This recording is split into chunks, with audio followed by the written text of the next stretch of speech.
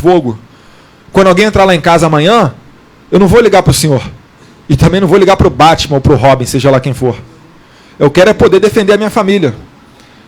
Ah, mas você não tem preparo. E o criminoso tem? Eu duvido. Pega uma arma, o cara está entrando na tua casa, está tentando forçar a porta, pulou o muro, qualquer coisa. Dá um tiro para o alto. Duvido que ele venha. Eu duvido que exista um remédio melhor para a mulher não ser estuprada do que esse. Quero ver quem é que vai ser o valentão quando chegar perto e a mulher estiver lá esperando ele. Vem me estuprar. Faz assim, não. Vem. Não tem, pessoal. Falam que bandido é destemido, mas todo mundo tem medo de morrer. Ninguém quer entrar na casa de alguém e ser recebido com uma rajada, com um projetil no meio da testa.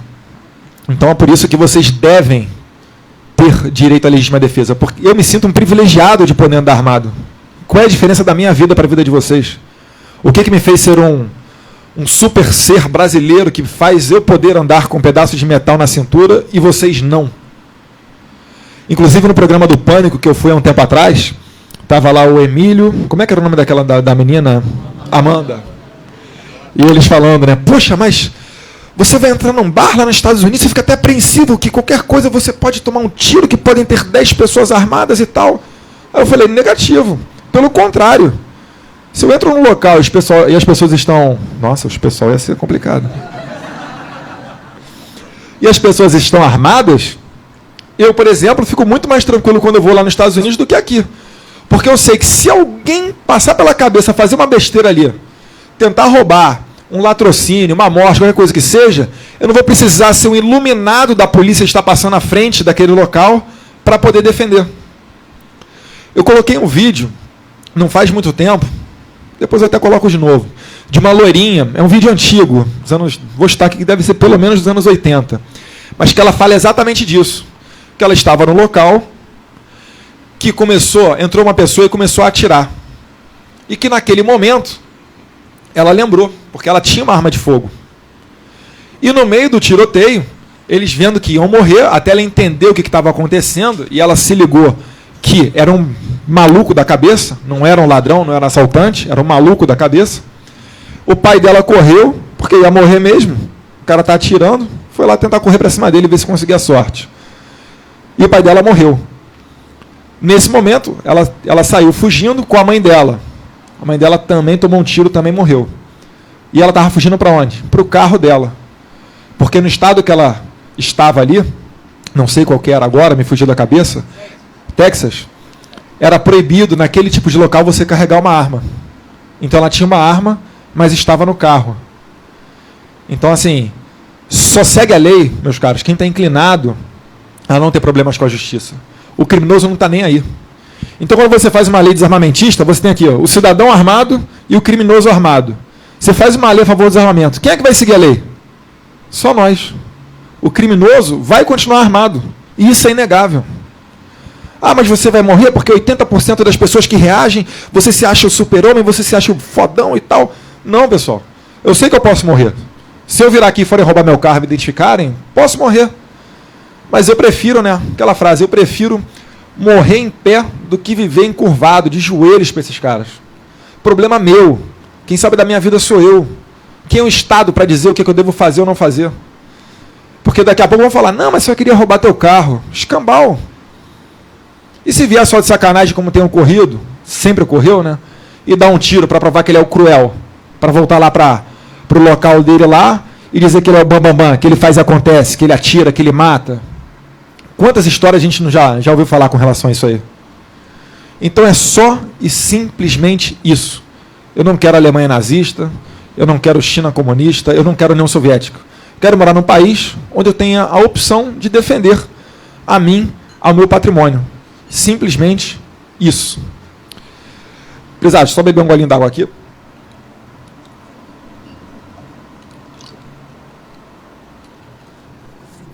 Que eu já vejo algumas carinhas meio abatidas. É nessa hora que eu coloco um vídeo para rolar, que dá uma quebrada.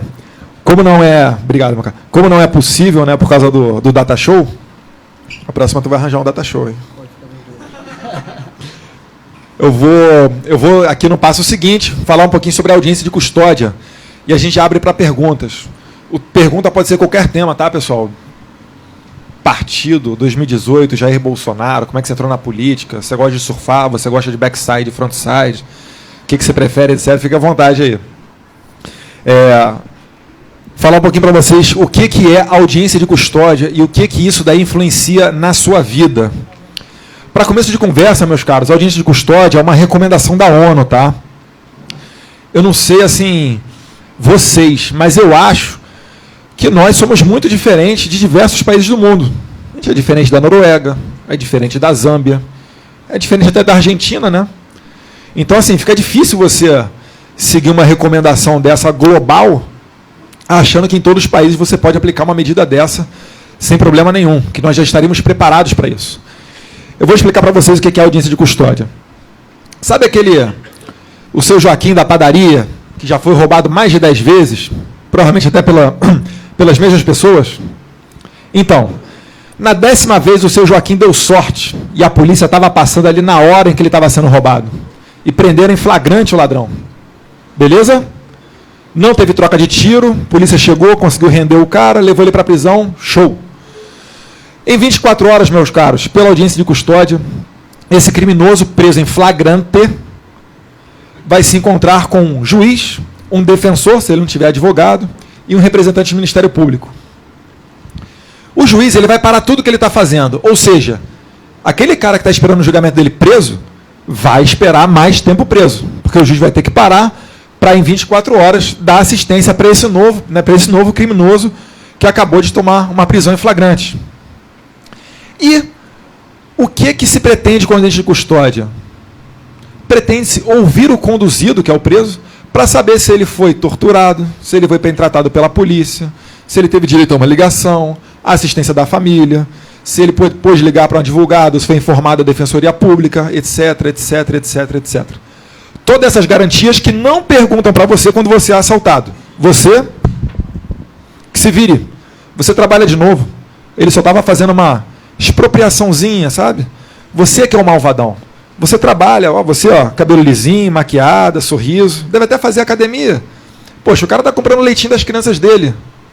Mas ele não quer trabalhar para ganhar 1.000, 2.000 reais. Ele quer, moleza. É por isso que eu digo, eu não vou entrar no assunto agora não, mas se legalizar as drogas, além dos traficantes que estão presos irem para as ruas, através de um instituto jurídico chamado Abolício Criminis, quem é do direito sabe, que quando legalizar, toda a galera que está presa por causa das drogas vai voltar para a rua, bacana, né? Isso eles não falam para vocês, né? Eu duvido que o traficante vá abrir um comérciozinho, pagar o imposto dele e tocar a vida dele para frente. Duvido.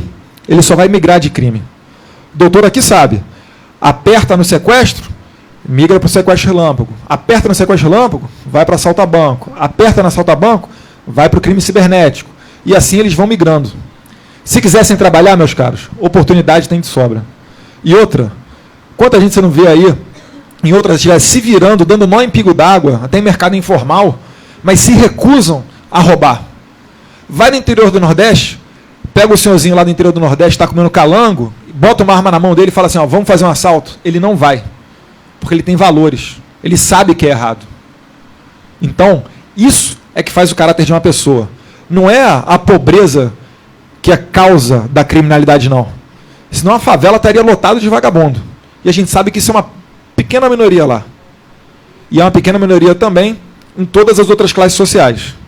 E já que vão falar, a favela, você é contra pobre, você está sendo preconceituoso. Não, pessoal. Lá onde eu trabalho também está cheio de criminoso, tá? Terno e gravata, ganhando bem. Eu não sei o que eles fazem com a grana deles, né? Mas eu já acho que a gente tem um bom salário.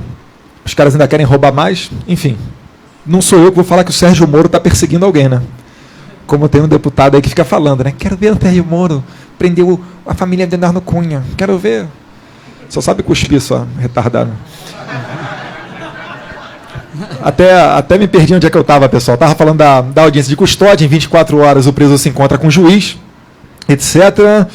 E nessa oportunidade, de quebra, o juiz ainda faz uma outra coisa. Ele analisa a conveniência de manter aquele preso. Então, muitos dos juízes formados na base da maconha na faculdade de Direito, que eu fiz faculdade de Direito também, tá? Então posso ficar à vontade para falar, que eles acham? Eles acham, poxa, vai jogar o cara que não teve oportunidade ali, numa prisão superlotada, é a universidade do crime, vai entrar de um jeito, vai sair de outro. Meus caros, ele não faz a universidade do crime, ele fica fazendo o laboratório do crime. Porque com essa ideologia desencarceradora, eles colocam esse preso de volta à sociedade. Então o seu Joaquim, que foi roubado 10 vezes, estava lá comemorando que a polícia prendeu em flagrante o cara, depois de roubá-lo pela 10ª vez, no dia seguinte está lá o cara lá, de novo. E aí, seu Joaquim? Vim comprar o pão. Lembra de ontem que você estava comemorando que eu fui preso pela polícia? Então, ninguém olha o lado da vítima, pessoal. Quando eu faço uma lei, um projeto de lei na área de segurança, eu estou preocupado em dar uma cana no vagabundo, no criminoso. Ah, você tem raiva? Tenho raiva sim. Vocês gostam? Leve para casa de vocês. Agora nem isso mais eu posso sentir? Agora tem que ser roubado e falar obrigado ainda? Você está fazendo uma ação em prol da expropriação dos bens para que nós tenhamos uma vida mais igual? De fato, onde há socialismo, há igualdade. Na pobreza, só é bem quem é do partidão. Vai lá na Venezuela e vê se o Maduro está racionando o ovo ou se ele está caindo na pancada para pegar um pedaço de frango. Com certeza não. Vai ver lá se o Fidel Castro, se ele vive mal. Com certeza não, meus caros. E é por isso que eu sou a favor da meritocracia. Eu sei que nem sempre a gente consegue, mas estudou, trabalhou, você tem que ter o retorno. Se puder andar de primeira classe no avião, ande. Se puder fazer uma viagem, faça. Comprar uma casa um pouco maior para dar um conforto maior para sua família, que o faça. Agora, querer dizer que eu vou ter que estudar tudo o que eu vou estudar para me formar, por exemplo, um médico, e vou ter que ganhar a mesma coisa de uma pessoa que não estudou isso tudo, aí realmente a gente vai desestimular o empreendimento. E aí, meus caros, a gente tem exemplo para dar de sobra lá, a corrida espacial na União Soviética e Estados Unidos, né, que Estados Unidos a evolução da tecnologia era muito maior do que na ex-União Soviética. Enfim, eu acredito que a gente tem que mostrar como que essas pessoas acabaram com os países delas. E como que a gente não precisa passar por tudo isso de novo. A gente não precisa de novo achar que, por exemplo, o PSOL é a salvação do Brasil, como era o PT. A gente não precisa passar por tudo isso para ver que a gente pode ter uma sociedade melhor. É por isso que eu estou aqui, 8 horas da noite. Poderia estar em casa se eu tivesse falado com o Jordi. Jordi, pneu do meu carro furou, bati de carro, não vai dar para chegar aí não. E está saindo para comer uma pizza com meus amigos. Mas não, eu prefiro me estressar, se bem que aqui é tranquilo, né? Mas eu prefiro ir, falar com vocês, colocar a cara a tapa, vasculhar em minha vida, ver o que eu faço em qualquer lugar para tentar levar a verdade para vocês. Meus caros, como eu disse, eu não sou o dono da verdade, não. Se quiserem contra-argumentar, tiverem alguma dúvida, alguma coisa, por favor, façam. Se nos convencerem, a gente muda de opinião. Obrigado pela atenção de vocês e vou abrir aqui para as perguntas, beleza? Abraço. Você quer analisar? Tem muito aqui. Até meia-noite tá bom, pessoal? Temos aqui, quanto vai esse ano?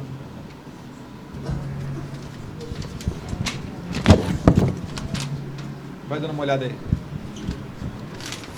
Quanto rende o FGTS ao ano? Não sei, meus caros.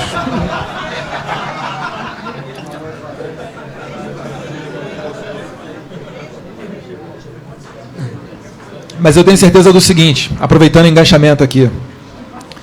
Você que é trabalhador, tem a carteira assinada, você prefere que o Estado tire de você o FGTS? Ou você prefere que esse FGTS fique na sua mão? Para você decidir se você quer comprar uma casa, se você quer ajudar a sua avó, ou se você quer fazer sabe-se lá o quê. Você prefere tomar uma mordida maior no seu salário para, caso você seja desempregado amanhã, ter X meses de auxílio-desemprego? Ou você prefere ter esse dinheiro na tua mão para você fazer o pé de meia, para você poder aplicar onde você achar melhor? Isso eu sou favorável. E isso daí não é retirar direitos do trabalhador. Isso daí é colocar em prática aquilo que todo mundo aqui certamente já ouviu. Um patrão que quer pagar um salário maior para o empregado e não consegue, porque se ele aumentar em 100, 200 reais o salário do empregado, ele vai ter que aumentar um tanto considerável para pagar para o Estado. E esse dinheiro, meus caros, vai ficar na mão de alguém que você nem conhece. E se cair na mão de alguém tipo os carteiros do Postales tinham? Vocês têm noção? Estou falando de carteiro, estou falando de pessoas humildes. Postales deu um rombo que aquela galera está tendo que pagar do próprio bolso.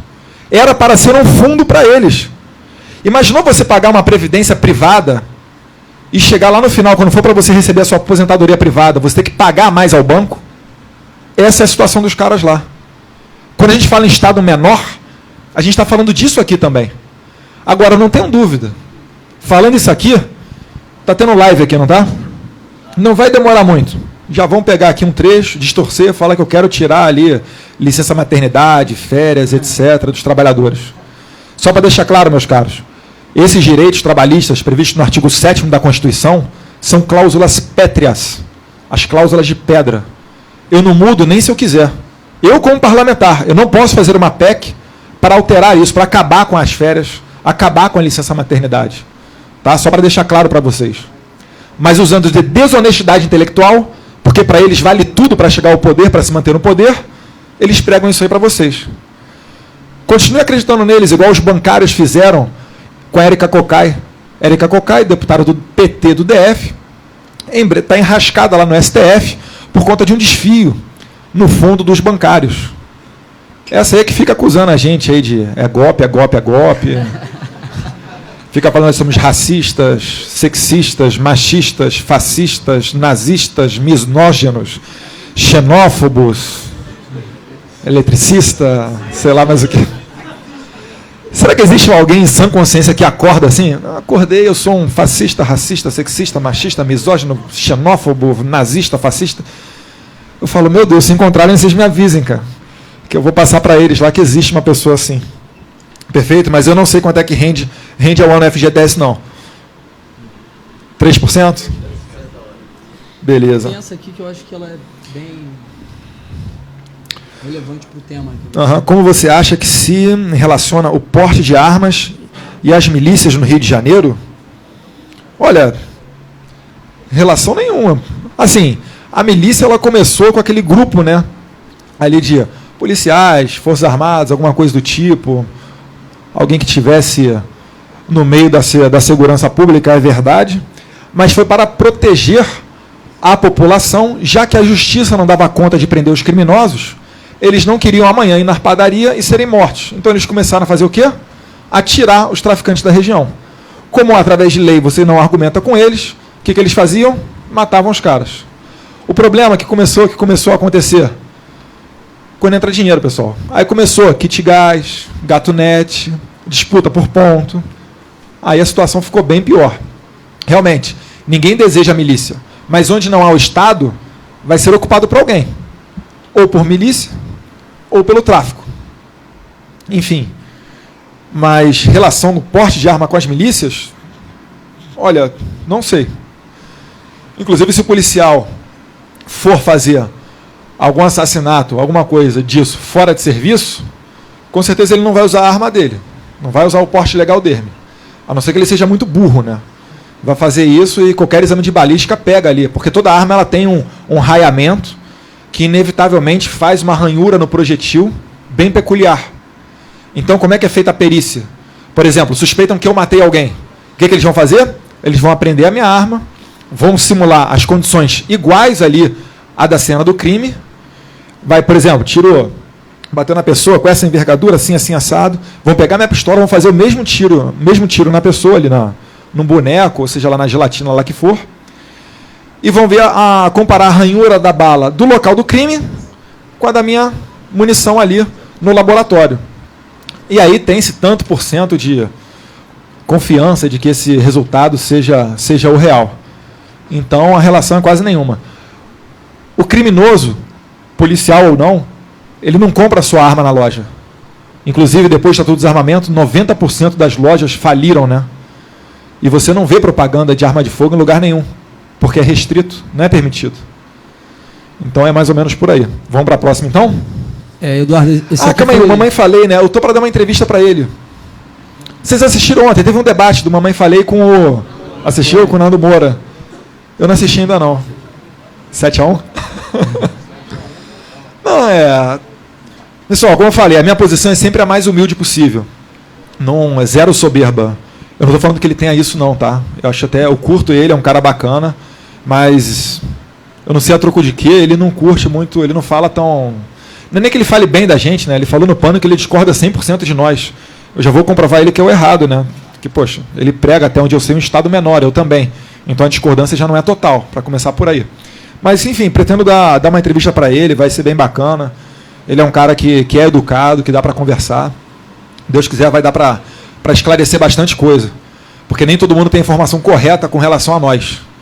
Nós não temos nenhum projeto de lei, nenhuma conduta autoritária. Não pregamos a questão da intervenção militar, que eu acredito que se torna um caos. E amparados pelo artigo 142, os militares poderiam fazer alguma intervenção. Isso na hipótese de serem convocados por algum chefe dos três poderes, ou o presidente da Câmara, ou o presidente do STF, ou a presidência da República. Então, assim, eu acredito que depois de 64, tamanha esculhambação que os militares sofrem e vêm sofrendo até hoje, sucateamento, baixos salários, evasão, comissão da verdade, diária de 20 e poucos reais aqui nas Olimpíadas, enfim, eles só vão tomar alguma atitude se for repressiva, mas preventiva, eu não acredito não. Esse aqui foi espertinho e fez 3 perguntas, aí você escolhe uma delas aí, qual que você acha mais relevante. Não, vamos lá. União Federal deve aumentar a sua participação? Deve ser com relação ao Pacto Federativo. É presídios, ó. Tá vendo aqui? Ó. Presídios. Porque nos presídios federais tem muito mais sucesso que os estaduais, né? São Paulo é um exemplo interessante. Investiu-se muito em automatização dos presídios. E existem presídios, por exemplo, de Presidente Venceslau, onde vigora o RDD, que sobram vagas. RDD é o Regime Disciplinar Diferenciado. São aqueles presos que cometeram delitos dentro da cadeia e podem ficar por, no máximo, 365 dias nesse tipo de estabelecimento. É aquela solitária, é a cana dura mesmo. Falam até que em 2006 em São Paulo, quando teve aquela reviravolta lá na cidade, aquele pega para capar lá, foi porque estavam transferindo um dos figurões do PCC para um estabelecimento tipo esse do RDD. Olha, eu acredito que sim. Eu tenho só a ressalva que eu faço com relação aos presídios, quando me perguntam com relação à privatização, tá de baixo, isso aí. É só não ser uma PPP, tudo bem, parceria público-privada. Uma privatização, eu tenho receio para começo de conversa. Imagina um PCC ganhando uma licitação.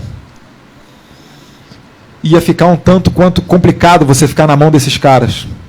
Então, eu acredito que uma PPP, tudo bem, você vê ali questão de roupa de cama dos presidiários, alimentação, você quer fazer alguma coisa com a parceria privada, aí eu acho interessante, mas privatizar 100% não. União Federal aumentar a sua participação? Eu acho que poderia ser feito sim. Já que os estados estão praticamente todos eles quebrados, e a União, pelo menos até hoje, né, tem a grande fatia do bolo tributário, pouca coisa volta para os municípios e para os estados.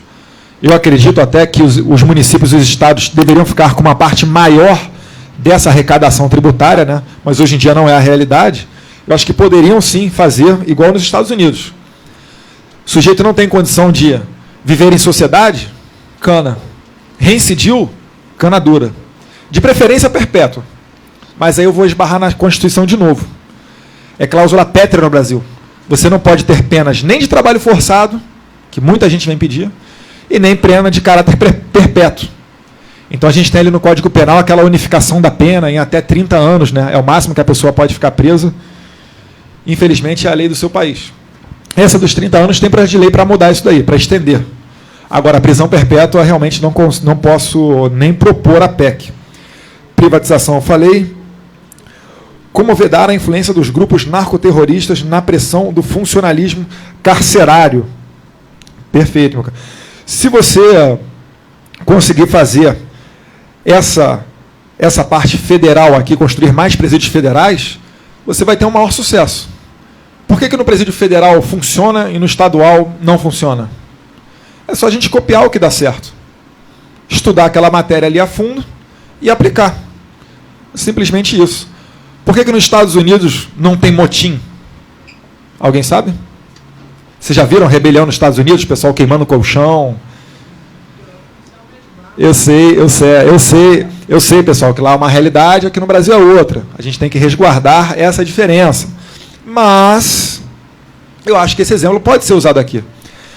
Lá, se o agente penitenciário, durante o motim, ele atirar para o alto, ele é punido. O agente penitenciário ele é punido. Porque ele tem que atirar no meio dos amotinados. Com o Freixo fazendo... Quantos por cento ele teve ontem exatamente? Alguém sabe? 40%. E o pessoal ainda cresceu o número de vereadores deles. Aqui em Niterói, acho que foi a mais votada. Foi. Perdeu uma cadeira ainda? Perdeu uma cadeira para mim.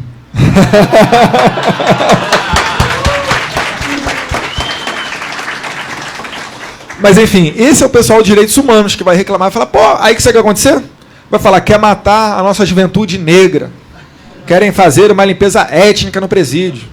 Não, meus caros, eu quero fazer uma limpeza étnica na cidade, independente da etnia que seja, que estiver roubando, inclusive lá no Congresso também. Eu sei também que é impossível colocar pena de morte, mas se tivesse, eu lutaria para colocar ali uma pena de morte duplamente qualificada para políticos que desviassem verba de saúde e educação, que mata muito mais gente do que o cara aqui na ponta aqui que está te roubando por causa do teu carro ou por causa do teu celular. Perfeito? Mais adiante, vamos... Você já sofreu alguma perseguição por ser da família que é, na época que estudava na FRJ? Se sim, como lidou? Não, mas perseguição não sofri não. Eu acredito que hoje, né, está muito mais polarizado isso daí também. Eu me formei final de 2008. Naquele tempo, eu não fazia parte do DCE, da faculdade, nem nada, mas eu não posso dizer que eles me perseguiam. Mas quando eu saí da faculdade, é que estavam começando a colocar cartaz LGBT e etc. Esses movimentos coletivistas, né? E até chegaram a colocar lá o meu pai lá com o bigodinho de Hitler, etc. e tal.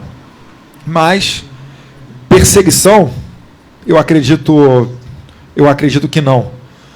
Agora, não sei a situação hoje em dia como é que está, né? Passados aí 7 anos, final de 2008, isso, 2009, 7 anos, pode ser que tenha piorado um pouco. Agora, a faculdade, verdade seja dita, a estrutura dela está muito melhor no tempo que eu estudei. Quando eu entrei lá, o lado de fora estava um lixo, né? Estava tudo pichado, o lado de dentro é cheio daqueles negócios, né? Fora Temer, fora PEC 241, tinha lá uma caricatura do Eduardo Cunha de rato, só não tinha da Dilma nem do Lula, né? De rato. Mas, enfim, mas pelo menos tem ar-condicionado lá agora, deu uma melhorada lá dentro.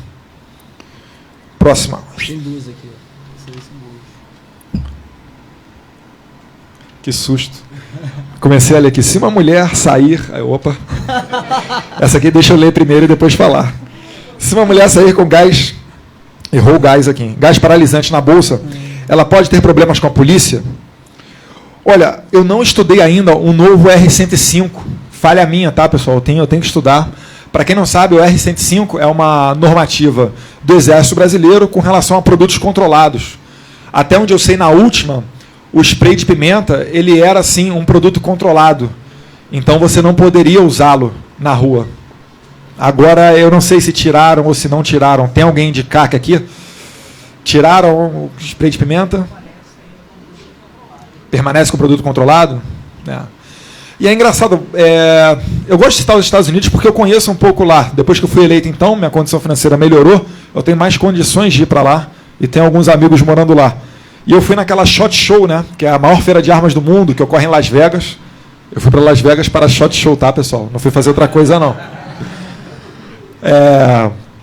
E lá, era engraçado. Eu lembro de um rapaz que estava vendendo um spray de pimenta que tinha laser.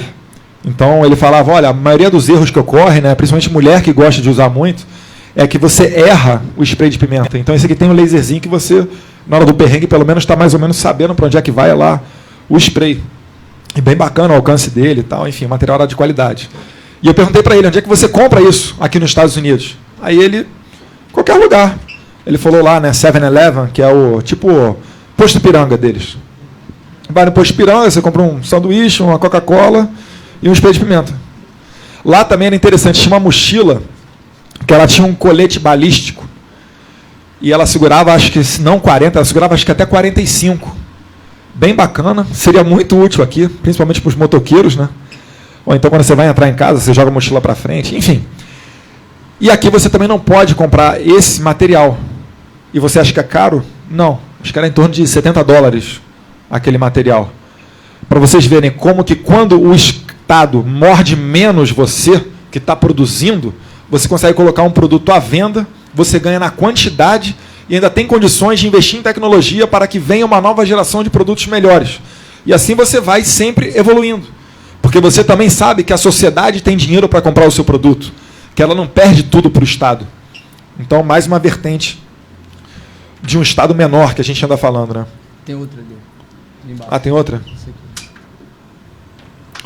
Feministas adoram acusar homens de assédio. Vocês viram uma aí que está falando de mim agora? Patrícia Leles. Patrícia Leles. Alguém dá crédito para ela ainda, cara? Meu Deus do céu.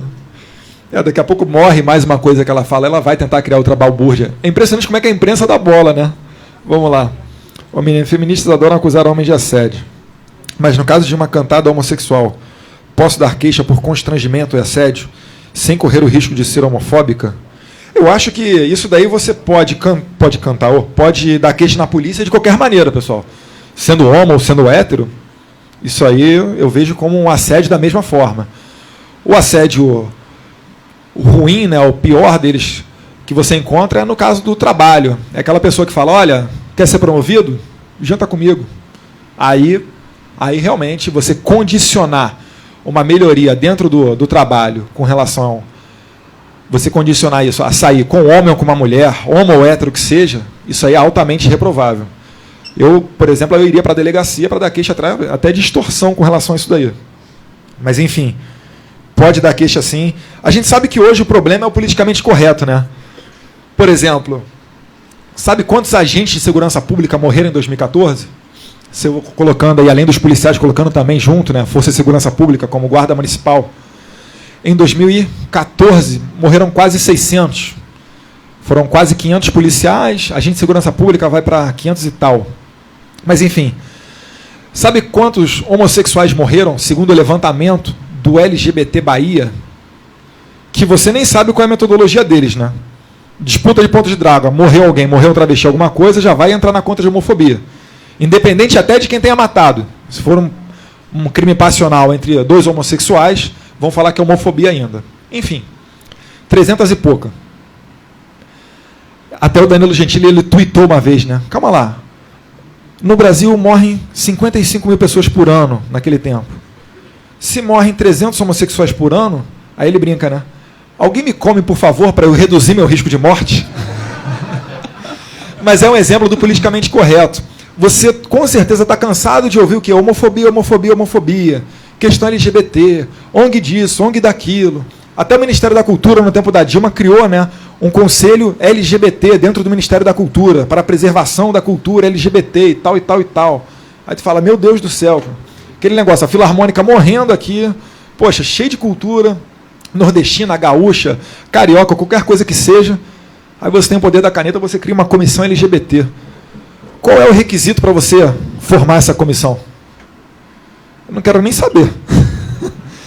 Mas, enfim, para mostrar como é que o politicamente correto vai dominando, vai tomando conta, e você acaba direcionando as suas energias para uma coisa que até merece importância, mas tem muitas outras antes. Se eu fosse presidente da República, eu não ia estar preocupado tanto com relação à homofobia, ia estar muito mais preocupado nas escolas com o aluno, um transporte que ele tem para ir para a escola, ia estar preocupado se ele tem carteira ou teto na sala de aula dele, principalmente no interior do Nordeste, que é o local mais carente do país. É isso que você tem que se preocupar, com a autoridade do professor. Você não tem que ficar discutindo alguns tipos de coisa dentro da escola, como, por exemplo, a sexualidade. É por isso que a gente se coloca contra a ideologia de gênero. E muitos homossexuais...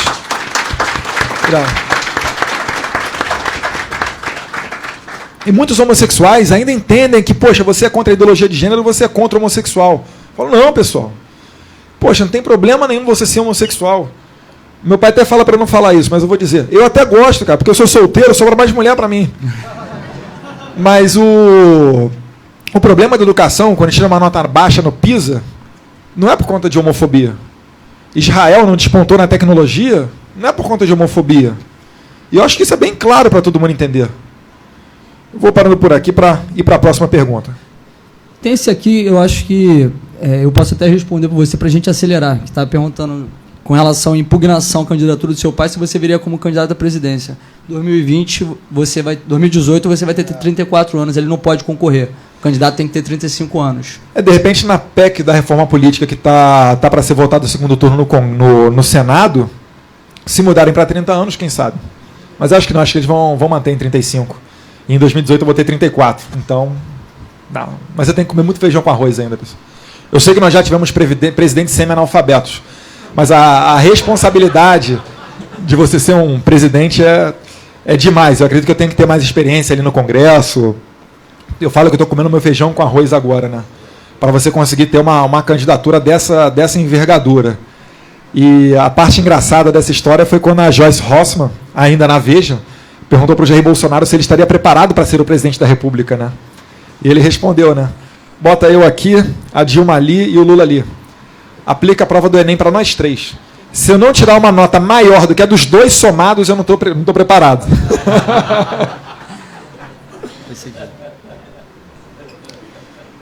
Gostaria de saber o seu posicionamento sobre o Foro de São Paulo. Qual seria o papel do governo Temer no Foro de São Paulo? Bem, Foro de São Paulo, pessoal, foi criado em 90 ou 91. Foi 91 ou foi 90? 90. É o PT 1980, Foro de São Paulo 90. Imagina só, né, uma ditadura reconhecendo um partido de oposição e uma ditadura... Vai falar com Bashar al-Assad para fazer uma abertura democrática lá na Síria. Mas, enfim, Foro de São Paulo, beleza. Um grupo que reuniu todos esses líderes bolivarianos para eles traçarem as estratégias deles com relação ao poder na América Latina e Caribe, né? E o problema, no começo eles não reconheciam, falavam que era só um grupo de debate. Mas como assim um grupo de debate que morre apenas no debate? Um grupo de debate que faz uma resolução no final onde todos assinam. Depois, mais adiante, eles começaram a reconhecer nos próprios eventos do PT que tratava-se ali da coordenação internacional estratégica para as políticas que o partido iria adotar na América do Sul. E a Unasul é o que a gente fala, né? É o nome de fantasia do Foro de São Paulo. Por exemplo, em dezembro de 2014, a Unasul se reuniu em Quito, no Equador. E dentre os assuntos acordados ali, eles traçaram que deve ser determinante para uma maior democracia na América Latina que todos adotem o sistema técnico eleitoral brasileiro, ou seja, as urnas da Smartmatic, para expandir para os outros países da América Latina. Então, através desse tipo de coisa, é que eles vão colocando adiante. Desarmamento, 2012, Venezuela. A gente teve aqui em 2003, depois com o referendo em 2005. Então, você pode ver que a Venezuela vai sempre caminhando para o mesmo caminho. Inclusive para o mesmo buraco, né? Você vê a Venezuela, você vê a Argentina, você vê o Brasil. Na Argentina, agora com o Macri, recentemente ele conseguiu fazer com que retornassem para a Argentina 40 empresas internacionais que tinham abandonado lá. Então, assim, ao que tudo indica, parece que a Argentina vai ter tempos prósperos adiante. E o meu posicionamento, por óbvio, é contra o Foro de São Paulo. Eu tenho um projeto de lei que criminaliza o comunismo. Como é que eu posso deixar o maior grupo comunista latino-americano seguir, né, adiante? E, inclusive, logo no começo do meu mandato, eu ainda bem nervoso lá para ocupar a tribuna, mas eu ocupei a tribuna numa comissão geral e perguntei para o ministro da Justiça, o então José Eduardo Cardoso. Falei para ele, ministro, quando eu passei na Polícia Federal, em 2010, um dos primeiros colegas que morreu no Rio Solimões, num tiroteio com um traficante, que depois descobriu-se que era um traficante das Farc. Eu queria saber qual o posicionamento do senhor com relação à política que você vai adotar, já que as Farc fazem parte do Foro de São Paulo. A Farc todo mundo conhece, né, pessoal? As Forças Armadas Revolucionárias da Colômbia. Ele deu uma enrolada, meio que fugiu da pergunta, enfim, mostrou que não ia adotar nenhuma política para combater esses caras que matam os nossos colegas policiais federais, principalmente na fronteira. Esse colega com 3 ou 4 meses de serviço, novinho, né, morreu no Rio Solimões, na situação ali. Os barcos estavam vindo os traficantes, estava tudo dado já, certinho, só que eles não conseguiram ver quantos tinham no barco, através daquele binóculo do SOFIR, que pega, né, termal e etc. Porque os vagabundos estavam abaixados no barco. E quando eles fizeram a abordagem, jogaram a luz em cima, isso aí na madrugada lá, de um dia para o outro, Polícia Federal, mão na cabeça, o pessoal do lado de lá, pum, começou a atirar. E um dos primeiros tiros já atingiu ele veio a falecer. Veio a falecer também um instrutor da Polícia Federal, o agente Lobo. Um outro foi ferido. E só um, Deus quis, né? Só um não foi atingido e conseguiu levar o barco até para conseguir levar ali o tratamento para o ferido, que já estava falando as suas últimas palavras para a família, mas sobreviveu. Enfim, esse é o tipo de coisa que eu quero combater. E é por isso que eu acho que eu tenho muito mais condições de levar melhorias para os nossos policiais, apesar de gostar do trabalho na Polícia Federal, do que no tempo que eu era escrivão de Polícia Federal. Eu fico agora licenciado, né? Se eu não for reeleito ou se eu sair por algum motivo, eu volto para a ativa na PF. Tem mais 2 perguntas, mais 3 na verdade. Como é que está seu tempo aí? Não, até meia-noite estou tranquilo. Ah, então tá beleza. Tem que perguntar para vocês aí, quem é que está com paciência para seguir aqui? Pessoal, aqui não é cadeira cativa de escola onde eu estou doutrinando vocês não, tá, pessoal? Aqui a gente pode falar do que a gente quiser, tá? E quem não quiser, pode sair também, fica à vontade. O negócio é que na escola o professor, o aluno ali, a cadeira cativa, tem que estar ali na aula. E o professor doutrinando aquele aluno ali. Isso é o que não pode. Acho que essa aqui é importante, nessa época agora de tantas ocupações de estudantes que estão brigando contra a PEC 241 e a reforma do ensino médio. Essa aqui, ó. Sobre as ocupações em escolas. Vereador, saber qual vai ser a sua política com relação às escolas municipais, tá? Sobre as ocupações em escolas. Tá, a Direita Minas tem sido procurado por secundaristas para ajudá-los. Fomos ao colégio e fomos acusados de ser financiados pelo seu pai. Sério? Pô, sabia que eu tava com essa bola, que a gente tava com essa bola toda, não. Eu vou financiar um apartamento agora, quer me ajudar, não? Eu vou cortar para vocês a verba de vocês para financiar meu apartamento, tá? O que os alunos contrários às invasões podem fazer? Olha, podem procurar, por exemplo, a justiça. Eu estou vendo alguns casos aí que o Ministério Público tem intervido e tem tido sucesso junto à justiça com determinação de reintegração de posse, na verdade, para retirar esses alunos de lá. Eu acho que esse seria o caminho mais viável. Infelizmente, vai sobrar mais uma vez para a polícia, porque eles não vão sair de lá de maneira pacífica, e a gente já tem visto a vitimização deles nas redes. E a imprensa, mais uma vez, dá bola para isso. Mas eu acredito que essa seja a melhor maneira, porque a PEC 241 tudo tende que ela vá ser aprovada sem problemas também no Senado. Então, o que esses alunos vão fazer? Vão ocupar eternamente?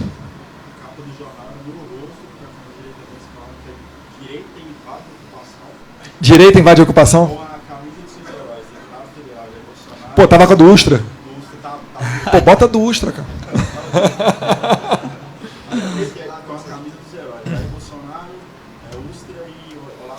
Se estivesse fumando maconha com a camisa do Che Guevara lá, não tinha problema nenhum. Até matando coleguinha com faca, tá beleza, né? Sim. Isso é impressionante, né, pessoal? Como é que pode? Você bota ali uma ocupação, incentivado muitas das vezes até por professores, e parece que, ok, e nada pode ser feito, isso aí é sinal de democracia. Então, toda vez que a gente for votar alguma coisa que for contrário, ou que os alunos entenderem contrários ali às pautas dele, eles vão invadir uma escola. E se tiver... Poderia ser uma boa, né? O quê? E se tiver Aí eles falam, mas fora Temer, foi golpe, PEC 241 vai acabar com o investimento e tal. E se tiver um problema no hospital, vão ocupar o hospital também? E vão botar todo mundo para morrer no hospital? Por conta de um diretor, um gestor que seja corrupto ali dentro? Mas enfim. Mas essa aqui... Jefferson Vinícius. Deputado, ao final do ano passado, o ex-vice-líder do governo Dilma, Silvio Costa, saiu do PSC e você foi uma das lideranças que esteve à frente. Gostaria que fizesse um comentário sobre isso. Olha, pelo incrível que pareça, o Silvio Costa, gente, ele faz o papel dele direitinho. Ele ocupa a tribuna, era vice-líder do governo, enchia o saco ali. Até no tempo do impeachment, né? Na votação do impeachment, ele falando lá, olha, vocês vão perder, porque nós temos não sei quantos votos, vocês não vão tirar a Dilma, é uma pessoa honesta e tal, e tal, e tal, e tal. E ele botava bem animada as reuniões do PSC. Nós ali, deputados, quando nos reuníamos, sempre tinha algum problema e sempre tinha o dedo dele ali para falar, para bater na mesa, enfim, que ele é bem explosivo, assim, né? Bem arretado. Ele saiu do partido de uma forma até amigável, foi para o PTdoB, não é isso? É porque, na verdade, ali a gente fechava a questão com relação a alguma coisa. A gente decidia ali 11, 12 deputados, o único voto vencido era ele. E ele sempre tentando levar o PSC para a base do governo, Dilma Rousseff. E a gente sempre lutando para que não. Mostrando, olha, não é assim, eu não acredito nessa política, por isso. Eu acredito. E ele sempre inconformado, até que ele pediu para sair, o PSC também, tranquilamente, não ficou criando empecilhos, não foi expulso, como o pessoal fez com o Cabo Daciolo, que é deputado federal também, aqui do Rio de Janeiro, inclusive. Agora você imagina, o Cabo Daciolo foi sensacional, né? Ele fez uma PEC para alterar a Constituição, ele coloca lá, né? Hoje em dia na Constituição dá o quê? Todo poder emana do povo. O Cabo Daciolo ele propôs uma PEC botando todo poder emana de Deus. Você imagina isso no meio do PSOL? Eu acho que o Cabo Daciolo acaba de ganhar uns 5 votos aqui, pelo menos, agora. Mas, enfim, saiu de uma maneira tranquila. É um cara bom para você tomar uma cerveja, mas para você votar, para você trabalhar na política, realmente as nossas ideias são totalmente não, mas muito antagônicas. Totalmente não, porque ele votou a favor da 241. Gostaria que você falasse sobre falasse sobre o PL 697 de 2010 sobre o porte de arma para CAC. Beleza. Os CACs falam muito que, pelo Estatuto do Desarmamento, eles já teriam direito ao porte de arma. O problema é a justiça ter esse entendimento. Eu sou favorável que o CAC, para quem não sabe, é o caçador, atirador e colecionador, para que eles tenham direito não só à posse, mas também ao porte. Prezados, se vocês forem a um clube de tiro e verem a rotina dos atiradores, vocês vão ver que os atiradores manjam muito mais de arma do que muito policial, mas muito policial. Muito melhor de mira, muito melhor preparado para ter uma arma de fogo do que os policiais. E por que eles não podem? Porque hoje em dia a lei, o Estatuto do Desarmamento, ela joga para uma regulamentação que deveria ser feita ou pela Polícia Federal ou pelo Exército Brasileiro. E sempre quando você pergunta a um desses dois órgãos como é que está o andamento disso daí, um fala que é competência do outro. E ninguém regulamenta. No meu entendimento, é tipo o direito de greve lá. É mandado de injunção, coloca direito igual ao direito de greve privado, sei lá. Bota o porte dos CACs igual ao porte dos policiais, até que venha uma lei regulamentando ou qualquer coisa do tipo. Acho que não pode eles serem feridos nesse direito. Mas o PL...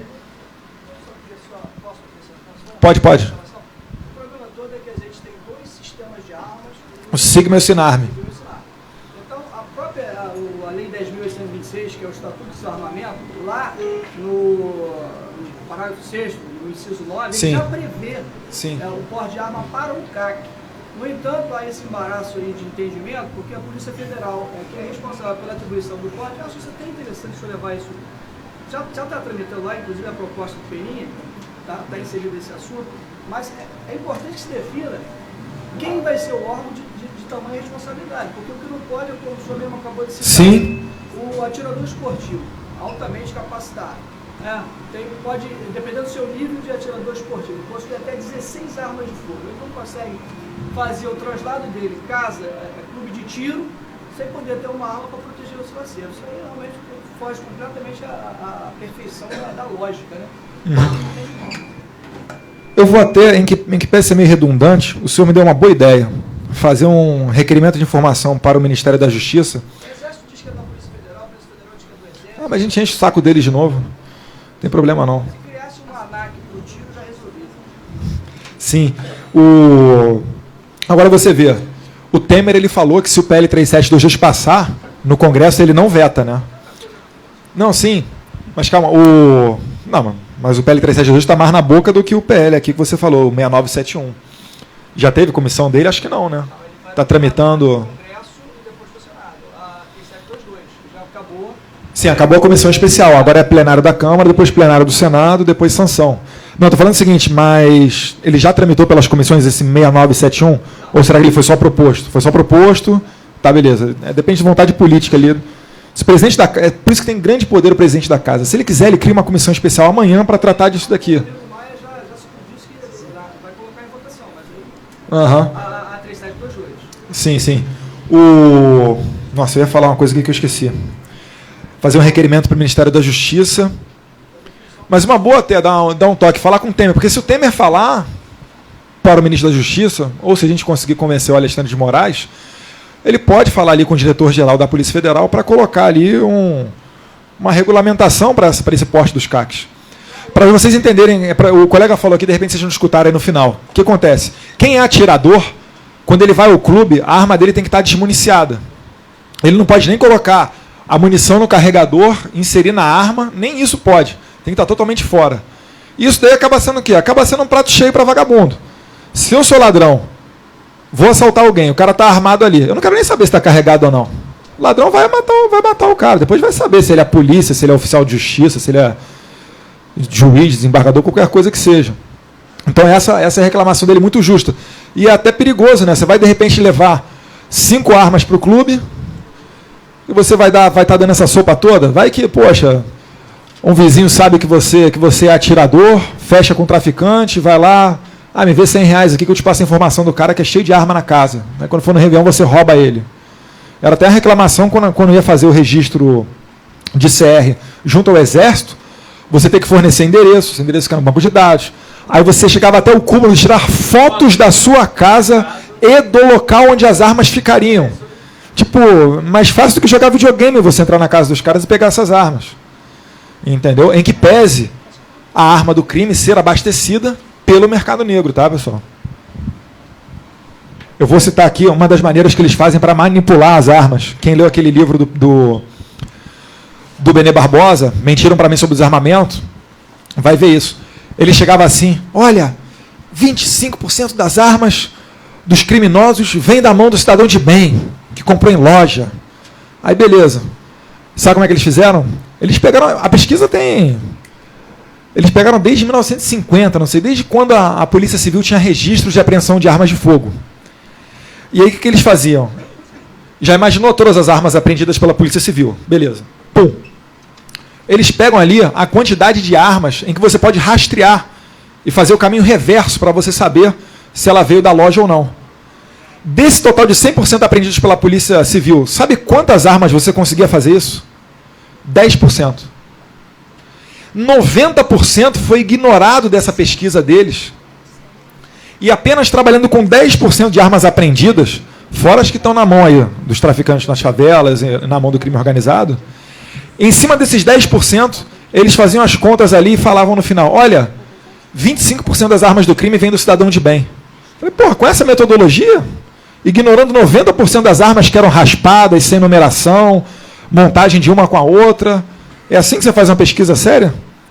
Mas assim eles vão manipulando dados para chegar até você e te convencer que o desarmamento é algo bom. Essa aqui é do integrante do pessoal que está presente aí. Não, tranquilo, pessoal. Vamos lá. Qual é a melhor maneira de tentar melhorar a vida de um morador de rua? Olha, eu acho que a gente vai convergir agora, hein? O morador de rua, ou aquele miserável que a gente está comendo, que eu falei aqui, que está comendo calango lá no Nordeste, esse sim é merecedor de uma assistência do Estado. Antes de chegar ao morador de rua, eu vou contar só uma historinha que aconteceu no interior do Rio Grande do Sul, na prefeitura de Marau. O prefeito lá, mesmo não sendo da competência dele, ele fez uma fiscalização com relação ao Bolsa Família. E foi batendo de porta em porta dos seus beneficiários. 1/3 dos beneficiários eram pessoas como eu. Pessoa que tem condição boa, pessoa que tem um carro. Enfim, não precisava do Bolsa Família. O outro 1/3 eram de pessoas que podiam trabalhar, mas estavam ou acomodadas com Bolsa Família, ou então no mercado informal. Que é aquele caso que a pessoa chega para trabalhar para você em algum lugar e fala, olha, eu não quero a carteira assinada não, me paga por fora, porque senão eu perco o Bolsa Família. E somente o outro 1/3 era merecedor do Bolsa Família mesmo, que são aquelas pessoas que não tem onde cair morta, que precisa de um levante, uma ajuda do Estado. A esse daí você pode englobar também o morador de rua. Se você não der uma assistência para ele, se você não criar, de fato, um local para acolher essa pessoa, ele vai continuar na rua ali até morrer. O fato controvertido com relação a isso, e como as pessoas divergem, é com relação à internação compulsória. O Estado tem o direito de pegar ele e obrigá-lo a ir para um retiro desses, Ou será que ele só pode ir se for da vontade dele? Porque muita gente fala, né? Não, às vezes o cara quer continuar na rua mesmo. Ah, tem um cara que é miserável porque é filho de miserável. Tem outro que ficou com esquizofrenia. O outro foi expulso do tráfico da área que ele morava. O outro veio do Haiti. Enfim, N situações. Então, cada um com a sua devida peculiaridade. Mas eu sou a favor, sim, de que nessa situação haja um braço assistencialista do Estado, para que ele venha para cuidar dessas pessoas, nem que seja ali colocando, vamos lá, que coloque ali um albergue privado, que o Estado pague aquele albergue privado e a gestão vencedora da licitação coloque ali os dentistas, psicólogos, pessoal da alimentação e etc. Mas esses daí, meus caros, a gente tem que dar uma força mesmo, porque senão esses daí vão morrer miseráveis, não tem a mínima condição de correr atrás de um emprego. Bom, para finalizar aqui, a última. Pô, até assinou, Guilherme Decaop. Decnop. Teu peixe, né? É. Por isso que tu botou aqui por último, né? Meu chefe de gabinete. Eduardo, com relação ao foro privilegiado, por que não propor uma PEC para que aquele que exerça a função pública, e cometa crimes contra a administração não seja julgado pelo tribunal do júri? Poxa, bacana, hein? Vai ter um monte de degola aí. Vai mais ou menos da linha do que eu estava falando, né? Pena de morte para o cara que faz o latrocínio, pena de morte para o político que desvia. Seria interessante. Quando eu vi aqui PEC, eu já ia falar das 10 medidas de combate à corrupção do Ministério Público, porque uma delas é acabar com foro privilegiado. Tecnicamente é foro por prerrogativa de função, né? Para alguns acaba se tornando privilegiado. E isso está bastante em voga hoje, por quê? Porque o Moro já condenou umas dezenas de empresários, articuladores e operadores desse esquema do Petrolão. Enquanto que de políticos, tem o quê? O Cunha foi para a rua, mas olha, o Cunha foi para a rua, caçado, por mentir, tá? Não foi por corrupção, não. O processo dele foi por mentir na CPI lá em que ele falou que não tinha contas na Suíça. De fato, estou fazendo defesa do Cunha não, tá, pessoal? Mas de fato não tem nenhuma conta com qual o númerozinho, a conta, etc. Mas ali, como o julgamento é político, se não quiser que seja assim, altere a lei e coloque um julgamento por juízes togados. Enquanto for político, assim como o impeachment, a gente vai continuar julgando. Em que pese haver motivos de sobra jurídicos, políticos e econômicos para a gente caçar a Dilma Rousseff no impeachment dela. Propor uma PEC, eu nem sei, é matéria de PEC ou é de PL? Não sei. Mas pode ser. É que o Tribunal do Júri, na formação dele, está lá previsto, né, que vai julgar crimes dolosos contra a vida, né? A não ser que você altere essa parte. Olha, seria interessante. Agora, não vai caminhar. É só para marcar a posição. E PEC, para você apresentar, pessoal, você tem que ter 171 assinaturas. Ironia do destino, né? 171 assinaturas. Então não é das coisas mais simples que tem. É por isso que fica lá, muitas das vezes, assessores, ou até tem, né, pessoas que ficam nos corredores colhendo assinatura. E depois ele cobra ali do deputado. Por exemplo, se eu propor, vai me cobrar ali R$3 por assinatura e etc. Não são mulheres gostosas, boazudas, que ficam colhendo assinaturas não, tá, pessoal? Normalmente são pessoas normais, tem de tudo, né? Mas, enfim, a gente pode conversar uma maneira para colocar isso daqui. Não creio que teria sucesso, mas como forma de marcar posição... Quem é o Guilherme? Ah, é tu? Ah, porra. A gente bate um papo depois. É de PEC mesmo? Chegou a ver? Eu não sei... É porque se der por PL é mais fácil, né? Não, PL a gente faz amanhã. A PEC não passa nem pela sanção do presidente, mas é aquele rito enjoado ali. Mas olha, seria interessante ver a galera lá votando isso aqui, hein? O pessoal tá mais fácil ali de restringir poderes para PF, para MP, do que para passar uma matéria dessa. Inclusive, a gente compara muito o Petrolão ao que ocorreu na Itália, na Operação Mãos Limpas lá, para destruir uma das máfias italianas. E o que aconteceu na Itália depois da Operação Mãos Limpas? Exatamente isso.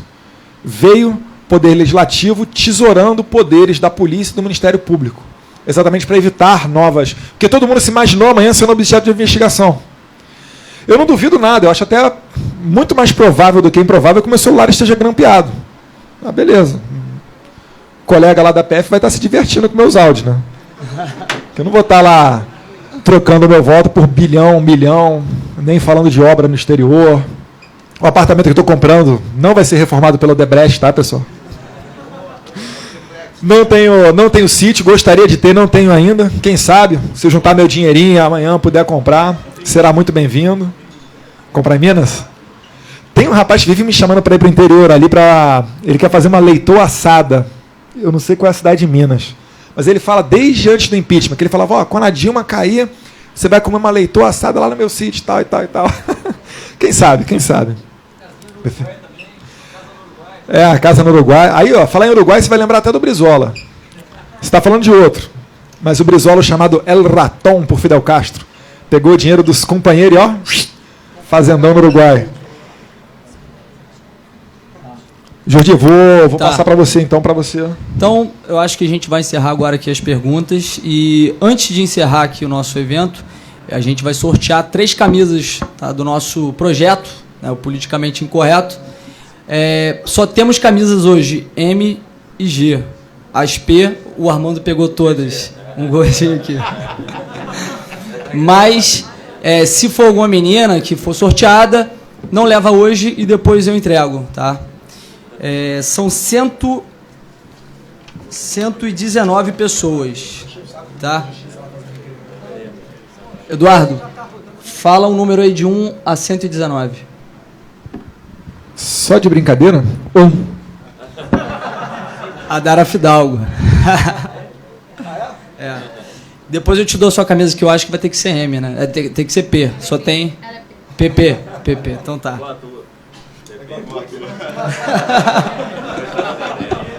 Pode isso, cara, ser de direita, assim, tatuada, assim, ó. O Nando Moura que diga, né? Não vou perguntar a sua opção sexual, não, tá? Bom, tem algumas aqui que podem dizer. Deixa eu ver. Tá com muita amiga aqui, muita manicure pra dar um aval pra ele. Cabeleireira. Vai, mais um. De 1 a 119. Tirando 1. 1 a 119? Bota o 120 aí. 119. Não. 119. Perdão. Pô, deu nem pra puxar teu saco, cara. Porra. Bota 100. Não, o 100 não veio. Outro. Outro? 50.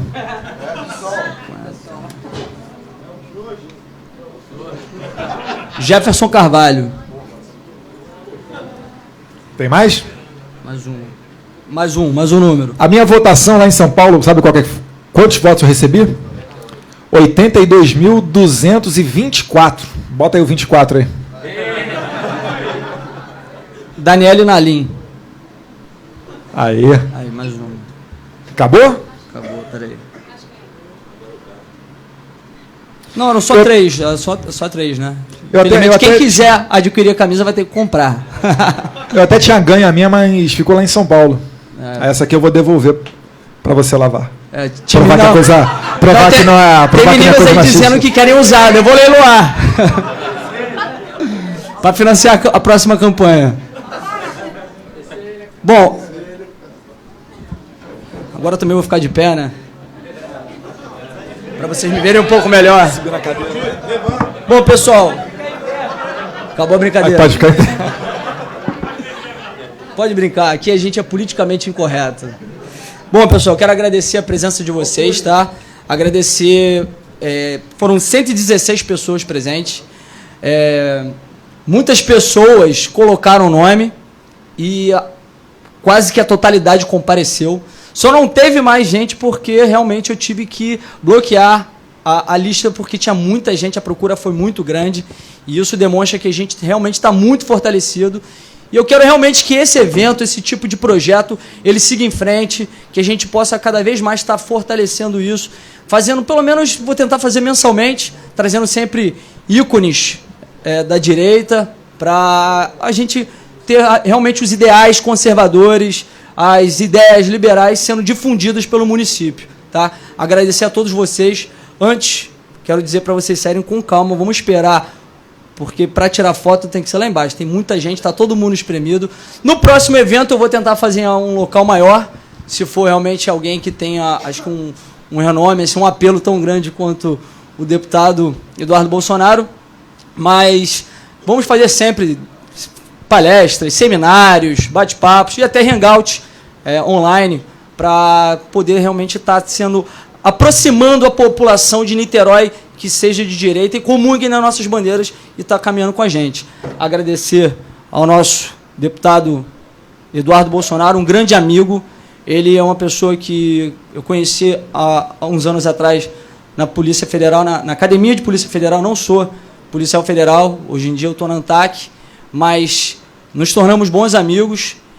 Fui para Brasília, depois, quando eu passei na Agência Nacional de Transporte Aquaviários, comecei a frequentar o gabinete dele direto, enchendo o saco, sempre lá, mas sempre me recebeu muito bem. Ele e toda a família sempre me receberam muito bem.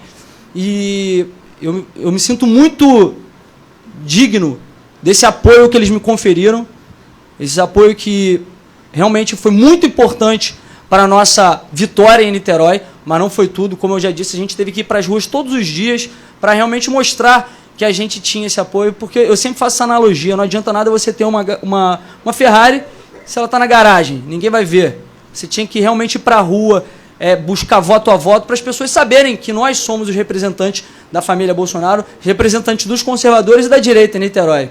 Então, te agradeço muito, Eduardo Bolsonaro, porque, ou Duda, como os mais íntimos chamam, as meninas até me zoam do meu grupo, mas foi muito importante isso. Te agradeço toda a confiança, a credibilidade que você me conferiu, e você não vai se arrepender desse apoio.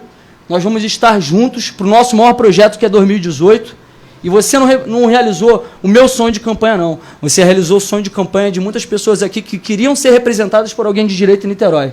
Tamo junto.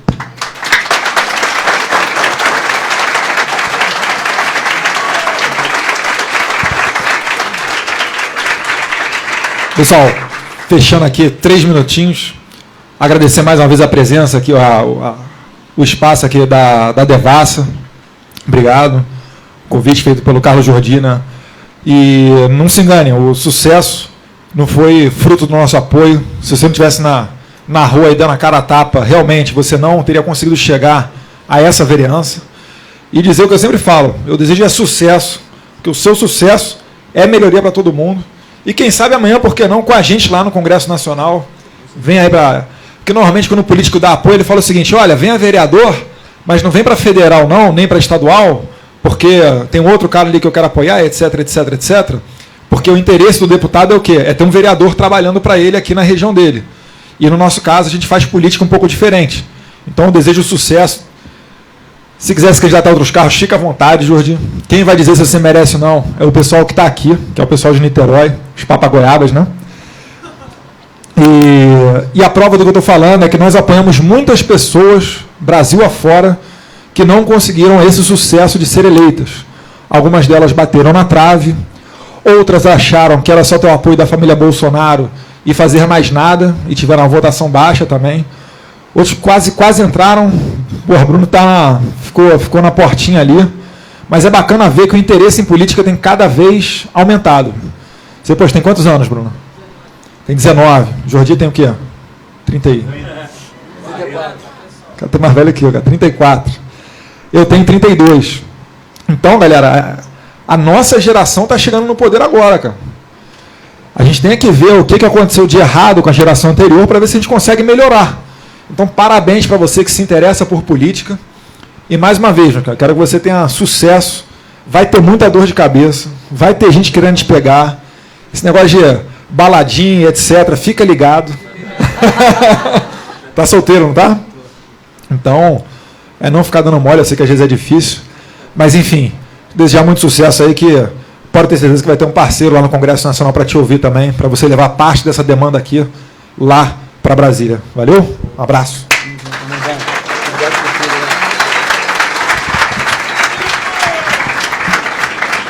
Então, galera, vamos sair com calma. Lá embaixo, tira foto com ele e tal, porque tem muita gente, tá? Agradecer mais uma vez, estamos juntos. Politicamente Incorreto foi um sucesso. Curta a nossa página, nos acompanhe. E eu quero vocês em todos os nossos eventos que vão rolar até 2020. Um abraço.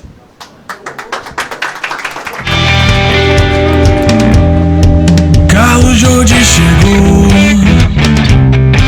para vereador. Ele é conservador.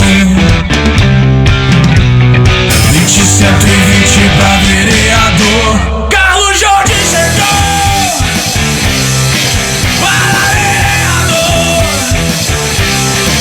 Ele é conservador. 20, 120 pra vereador.